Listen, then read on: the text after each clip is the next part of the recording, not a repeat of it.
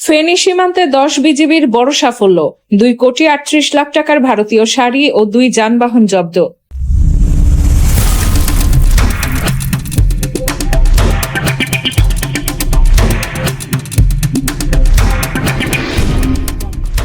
ফেনী সীমান্তে চোরাচালান বিরোধী অভিযানে বড় ধরনের সাফল্য অর্জন করেছে কুমিল্লা ব্যাটালিয়ন 10 বিজিবি।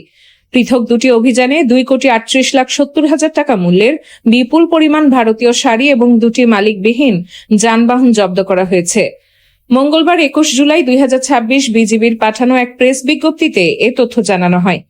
বিজ্ঞপ্তিতে বলা হয়, সীমান্ত এলাকায় চোরাচালান প্রতিরোধ এবং আন্তঃসীমান্ত অপরাধ দমনে নিয়মিত অভিযানের অংশ হিসেবে মঙ্গলবার ভোর 4:30 এবং সকাল 7:40 ফেনী জেলার ফেনী সদর উপজেলার গীতাবাড়ি বিওপি ও ফুলগাজী উপজেলার কমুয়া বিওপির বিশেষ টহল দল পৃথক দুটি মাদক ও চোরাচালান বিরোধী অভিযান পরিচালনা করে।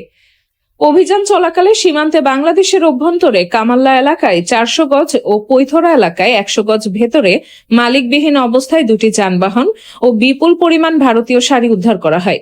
জব্দকৃত শাড়ি ও যানবাহনের মোট আনুমানিক বাজার মূল্য 2,38,70,000 টাকা বলে জানিয়েছে বিজিবি। বিজিবি আরও জানায়, জব্দকৃত মালামাল প্রয়োজনীয় আইনগত প্রক্রিয়া শেষে কাস্টমস কর্তৃপক্ষের কাছে হস্তান্তর করা হবে। কুমিল্লা ব্যাটালিয়ন 10 বিজিবি জানিয়েছে, সীমান্ত এলাকায় চোরাচালান, মাদক পাচার ও অন্যান্য আন্তঃসীমান্ত অপরাধ দমনে তাদের অভিযান ভবিষ্যতেও অব্যাহত থাকবে।